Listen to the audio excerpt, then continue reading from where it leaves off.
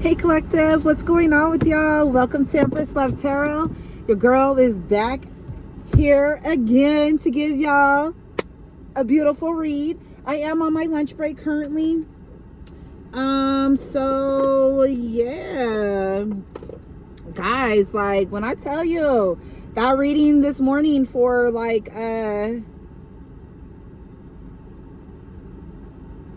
for practicing patience, like let me tell you how important that really is, because wow, like already today people were acting wild.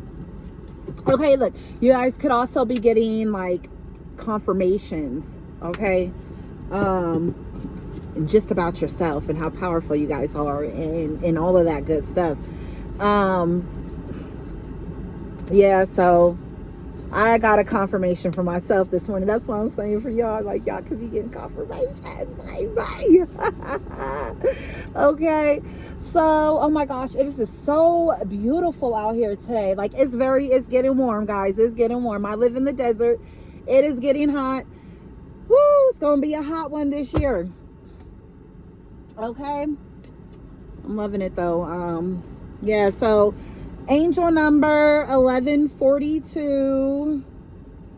11 says, you are in a state of expansion and getting to know your true self better than ever. Know you were born to shine.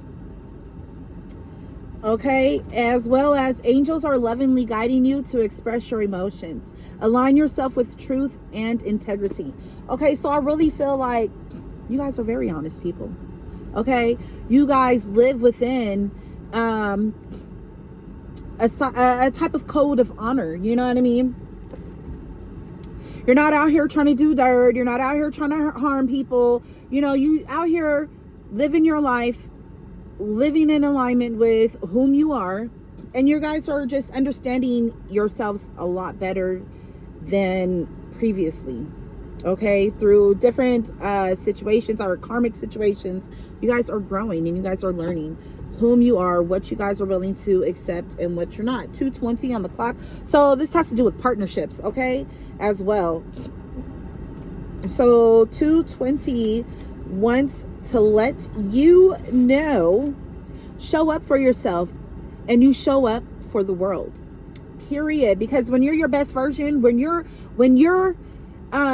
standing up for yourself, you're letting people know how to function with you. Okay, so you guys could really be standing in your guys' power, realizing the power that you hold, okay, as well. And let's get us, I guess we'll use this one. We'll use the fairy oracles, my fairy oracle cards. Let's see what the fae have to express to you today. I'm really thinking about replacing my angel deck that I lost. I lost this deck like as soon as I got it. I think I had it for like maybe a couple of months and then it just disappeared. I don't know where it went, what happened to it. But I really liked that deck. I'm gonna have to get another one, or whichever ones, you know, I'm being guided to receive. Look, protection. Know that you guys are protected. Okay, what else?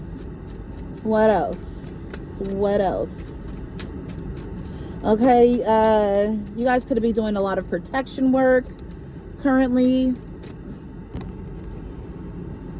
It says the fairies of protection are shielding you with a magical fairy ring of love and light. Practice psychic protection before embarking upon any spiritual work. Okay, you know what, I don't always, I'm gonna be real with y'all. I don't always ask for the protections because I already feel protected.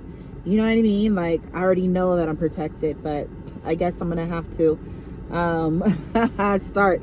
But you know, even for yourself, like if you're starting out just learning about you know, different spiritual practices and things like that, you know, it's so amazing. I was watching this video, and this guy, he was breaking down about the divine feminine, breaking down the stuff. So the things that I learned in that video, I was like, whoa, that's coolie. You know, it was talking about how, you know, the patriarch and how everything is out of balance, and how women were the first wise ones, which makes sense, right? Because they're the ones that took the bite first, right? You know what I mean? And it was talking about breaking, it was like he was going into the etymology of words, breaking them down, all of that stuff. Like, and it was beautiful. I wish if I can find it, I'm going to try to link it. I don't know if I was on YouTube when I was watching it, or if I was like on Instagram, or I don't know why I'm here on Netflix. It definitely wasn't Netflix, but or even TikTok. Okay, so what's good with this collective? Any more messages? So the spirit, the angels, or the ancestors, and your fairies, your fae, I don't know why I heard fae relatives, they're asking you to practice protecting yourself. Okay, I know I do anyway. You know, I got my certain oils I put on, you know, my certain little sprays and things like that, but I'm going to try from here on out. So we also have here inner child. So this could be to protect your inner child. Okay? I think you're healing your inner child currently. Look, moon energy. Surrender to the natural ebb and flow of life. I think that's what you're doing. I really feel like you guys are also coming into a more playful time in your life. Okay, where you're honoring your inner child. Maybe I'm hearing like some of you could be out there doing like really literally having a second childhood. You know what I'm saying? And it was always meant for you to come into this energy during this time period in your life.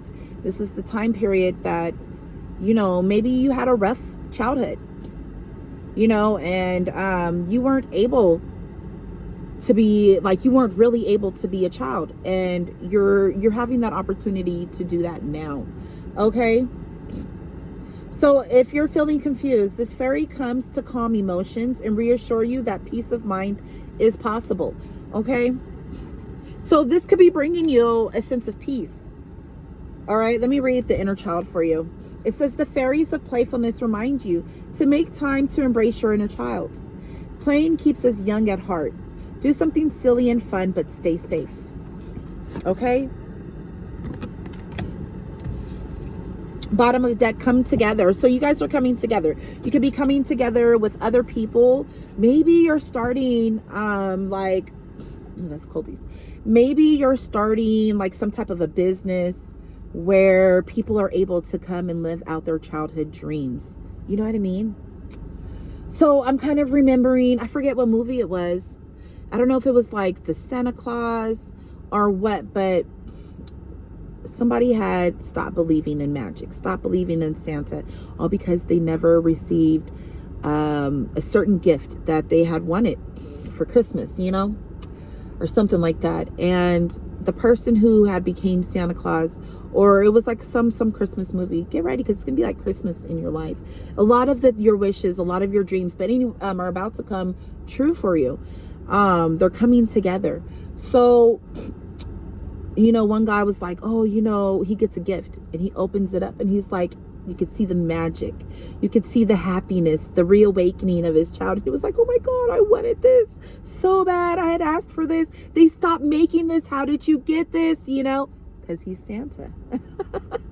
You know what I'm saying? So it's like that. There's that type of magic there. Okay. The things that you missed out on. I'm getting emotional. I'm so sorry, guys. I'm getting